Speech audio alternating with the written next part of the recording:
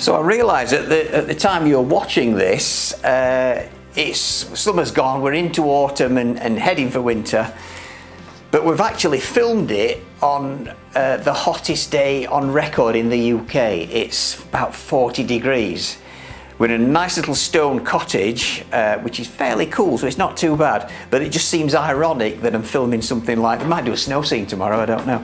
But it seems ironic we're doing something like that on such a hot day. But lots of light and lovely colour in this one. Really think about the colour you're using and the limited palette. Yeah, I'm quite pleased with this, worked really well.